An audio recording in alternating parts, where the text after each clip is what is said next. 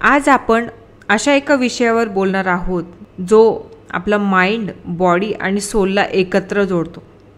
आता तुम्ही म्हणाल असा कुठला विषय आहे किंवा अशी कुठली गोष्ट आहे, तर ती म्हणजेच 7 चक्रा।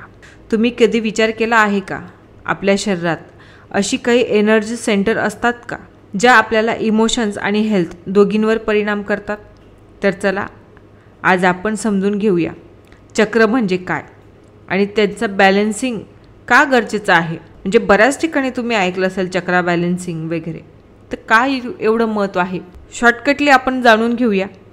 नमस्कार, प्राणा हिलिंग अँड ऑकल्ट सायन्समध्ये मी सौ पूनम पाटील तुम्हा सगळ्यांचं मनापासून स्वागत करते।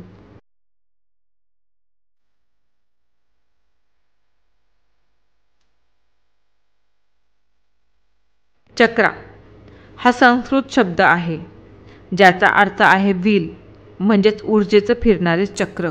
आपल्या शरीरात असे 7 मुख्य चक्र केंद्र आहेत जे आपल्याला स्पिरिच्युअल, इमोशन्स आणि फिजिकल हेल्थशी थेट जोडलेली आहेत। जेव्हा ही चक्र बॅलन्स असतात तेव्हा आपल्याला पीस, कॉन्फिडन्स आणि पॉझिटिव्हिटी जाणवते।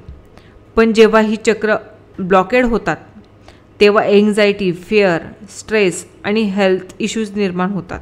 तर चला आपण थोडक्यात सगळ्या चक्रांची थोडी माहिती घेऊया। कुठल्या चक्राचं नाव कोणतं आहे आणि काय ते बॅलन्स असलं तर काय होतं हे सगळं जाणून घेऊया। रूट चक्र, ज्याला आपण मूलाधार चक्रही म्हणतो, located at the base of the spine, हे आपल्याला स्टेबिलिटी आणि सेफ्टी देते।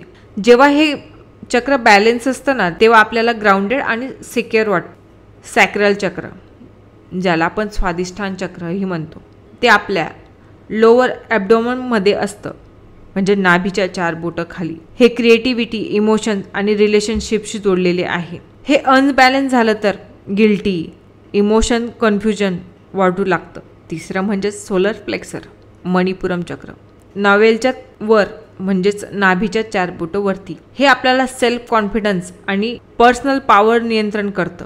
बॅलन्स असलं तर डिटर्मिनेशन आणि मोटिवेशन वाढवते, पण अनबॅलन्स झालं तर आपल्याला मनी ब्लॉकेजही तयार करतो। चौथं म्हणजे हार्ट चक्र, अनाहत चक्र, चेस्टमध्ये, म्हणजे दोघं चेस्टच्या सेंटरमध्ये हा पॉईंट असतो। हे लव, कम्पॅशन आणि फॉरगिव्हनेसचे केंद्र आहे।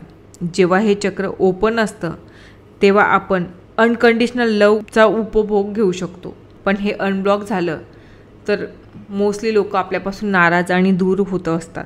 थ्रोट चक्र, विशुद्ध चक्र, थ्रोट एरियामध्ये म्हणजे थ्रोटच्या सेंटरमध्येच हे चक्र आहे।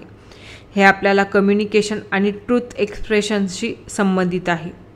हे जर बॅलन्स असलं ना तर तुमचं क्लिअर आणि कॉन्फिडन्सली बोलणं लोकांना लगेच कळतं, पण जर हे ब्लॉक असलं तर मग तुमचं बोललेलं किंवा तुमचं बोलणंही समोरच्याला आवडत नाही किंवा समजतही नाही।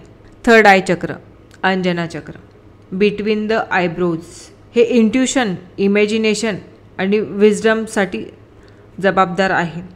अनब्लॉक झालं तर कन्फ्युजन आणि फिअर वाढवतो। क्राउन चक्र, सहस्रार चक्र, टॉप ऑफ द हेड, हे चक्र आपल्या टॉप ऑफ द हेडमध्ये असतं। हे आपल्याला डिवाइन कनेक्शन आणि स्पिरिच्युअलिटीसाठीही खूप मदत करतं। हे बॅलन्स असलं तर तुमच्या आयुष्यात पीस आणि ब्लेसिंगची खूप अनुभव तुम्हाला जाणवेल। आता आपण बघूया, चक्र तर बघितले, पण यांना बॅलन्स कसं करायचं। खूप मोठ्या गोष्टी नाही आहेत किंवा खूप मोठं रॉकेट सायन्स नाही आहे चक्र बॅलन्स करणं, खूप छोट्या गोष्टी आहेत। तर काही सिम्पल पण पॉवरफुल मेथड्स आपण बघूयात। मेडिटेशन, रोज 10 ते 15 मिनटं प्रत्येक चक्रावर ध्यान केंद्रित करा। मंत्र चॅन्टिंग करा। उदाहरणार्थ रूट चक्रासाठी लम हा मंत्र आहे, हार्ट चक्रासाठी यम हा मंत्र आहे। याविषयी आपण सविस्तर माहिती दुसऱ्या कुठल्या तरी व्हिडिओमध्ये घेऊयाच। योगा आसनं, प्रत्येक चक्राचं असं एक आसन असतं, एक पोज असतात, त्या नक्कीच करायला पाहिजे। क्रिस्टल आणि अरोमा थेरपी, सगळ्यात जबरदस्त आणि सगळ्यात इफेक्टिव्ह गोष्ट म्हणजे क्रिस्टलद्वारेही तुम्ही तुमचे चक्र बॅलन्स असू शकतात, तुमचा ऑरा क्लीन करू शकतात, निगेटिव्हिटी तुमच्यापासून लांब ठेवू शकतात। आणि आता सगळ्यात सोपी पण खूप महत्त्वाची अशी म्हणजेच अफर्मेशन। बऱ्याचदा तुम्ही कुठून ऐकलं असेल की चांगलं बोललं की चांगलं होतं, चांगला विचार केला की चांगलं होतं, अफर्मेशन केल्यानंतर आपल्या आयुष्यात पॉझिटिव्ह थॉट्सद्वारे चक्र हिलिंग शक्य आहे. सगळ्यात महत्त्वाचे म्हणजे अवेअरनेस. जेव्हा आपण आपल्या इमोशन्स आणि शरीराचं कनेक्शन समजून घेतो तेव्हा खरी हिलिंग सुरुवात होते.